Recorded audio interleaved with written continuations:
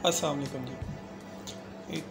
किसी गांव में एक स्कूल के बच्चों ने छुट्टी वाले दिन एक शरारत की और उन्होंने क्या किया कि किसी की 3 बकरियां चुरा के ना उन पे स्याही से इंक से 3 नंबर लिखे 1, 2 और 4 और उनको स्कूल के अहाते में छोड़ दिया।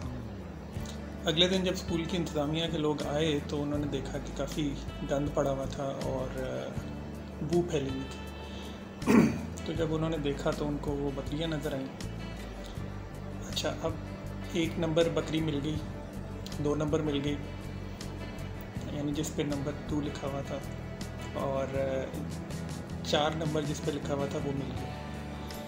उसके बाद उन्होंने काफ़ी टाइम लगाया उस बकरी को ढूंढने पे जिसमें नंबर 3 लिखा हुआ था होना था, लेकिन वो नहीं मिली। क्यों नहीं मिली? क्योंकि वो थी ही नहीं। अब वो लोग तो बेचारे, हम कह सकते हैं कि बेखबरी में मारे गए। उनको पता ही नहीं था कि वो बकरी का वजूद ही नहीं है जिसको वो ढूंढ रहे हैं। लेकिन अगर हम अपनी ज़िंदगी में देखें तो हमें ये अंदाज़ा होगा कि हम उस नंबर 3 वाली बकरी को ढूंढने में इतने मगन हो जाते हैं और उसमें इतना अपना टाइम सर्व कर देते हैं कि वो जो चीज़ हमारे पास मौजूद है हम उसकी कदर नहीं करते। हम उसको फॉर ग्रांटेड लेना शुरू कर देते हैं। वो कोई चीज़ भी हो सकती है, वो हमारी सेहत भी हो सकती है, वो कोई रिश्ते भी हो सकते हैं, कुछ भी हो सकता है।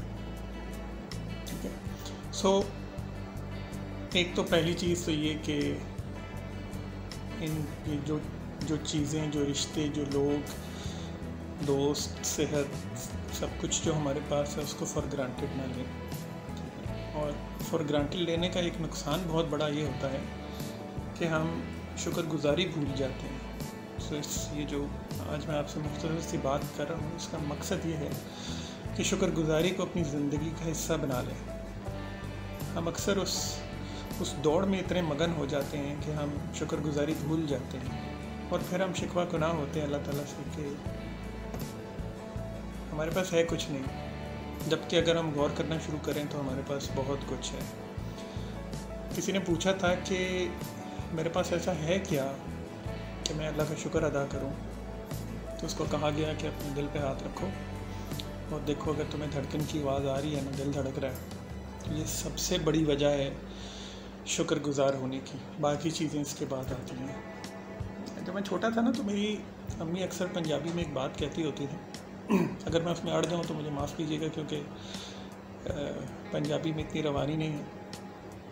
वो ये कहती होती थी कि फड़ियां नू छड़ के उड़दियां दे पीछे नहीं नसीदा।